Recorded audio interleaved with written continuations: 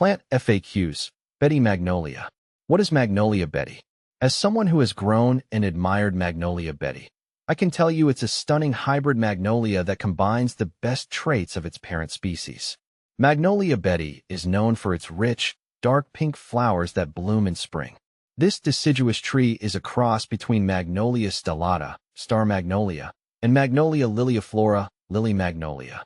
Its blossoms are smaller but more vibrant than those of many other magnolia varieties, and they often appear before the tree's leaves fully emerge. How big does a Betty Magnolia tree get? When considering how big Betty Magnolia will get, it's essential to understand that it's relatively modest compared to some magnolia species. Typically, Betty Magnolia grows to about 10 to 15 feet tall and wide. This makes it a great choice for smaller gardens or landscapes where space is limited. Its size allows it to fit nicely into most garden settings without overwhelming the space. How to plant a Betty Magnolia. Planting a Betty Magnolia is straightforward, but there are a few key steps to follow to ensure its success.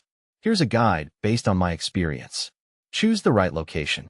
Select a spot that receives full sun to partial shade. Magnolia Betty prefers well-drained soil with a slightly acidic to neutral pH.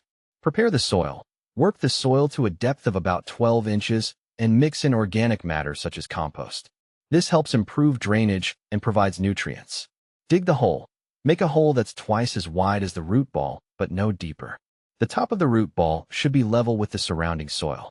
Plant the tree. Place the tree in the center of the hole, ensuring it's straight. Fill the hole with soil and gently tamp it down to remove air pockets. Water and mulch. Water thoroughly after planting. Apply a layer of mulch around the base to retain moisture and regulate soil temperature.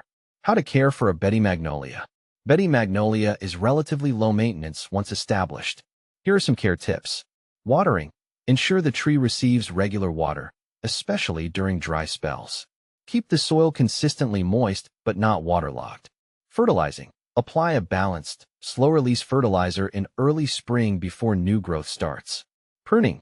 Prune lightly to remove any dead or damaged branches and to maintain the shape of the tree. Avoid heavy pruning, as Betty Magnolia blooms on old wood. Pest and disease control. Keep an eye out for common pests like aphids or scale. Treat any issues promptly to prevent serious problems. How to propagate a Betty Magnolia. Propagating Betty Magnolia can be a bit challenging. The most common method is through cuttings. Here's a simple process. Take cuttings. In late summer, take semi-hardwood cuttings from the current season's growth. Each cutting should be about 4 to 6 inches long. Prepare cuttings. Remove the lower leaves and dip the cut end in rooting hormone. Plant cuttings. Insert the cuttings into a pot filled with a mix of peat and perlite. Keep the soil moist and place the pot in a warm, bright location. Transplant. Once the cuttings have developed roots, usually after a few months, they can be transplanted into larger pots or directly into the garden. What to plant with Betty Magnolia. Betty Magnolia pairs beautifully with various companion plants. I've had success with shade-loving plants. Hostas and ferns complement the magnolia's foliage and thrive in similar conditions. Spring bloomers. Daffodils and tulips add seasonal color that contrasts nicely with Betty Magnolia's blossoms.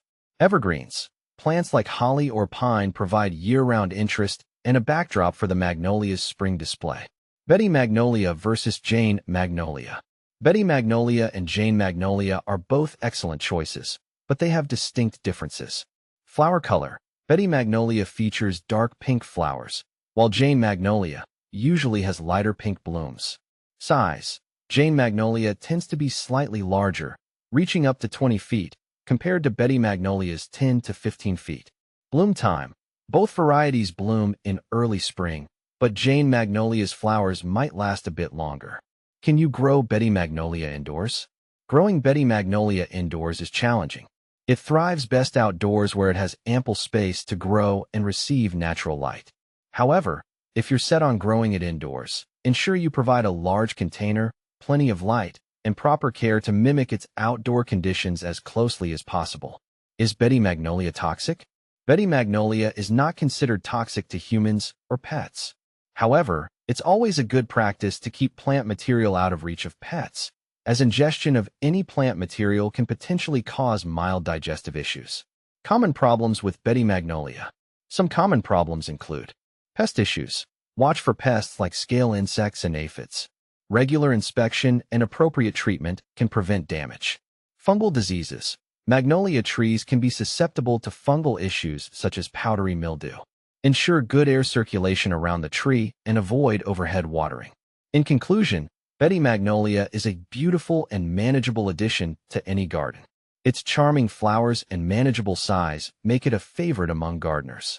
Whether you're planting it as a focal point or as part of a broader landscape design, this tree offers stunning seasonal beauty with minimal fuss.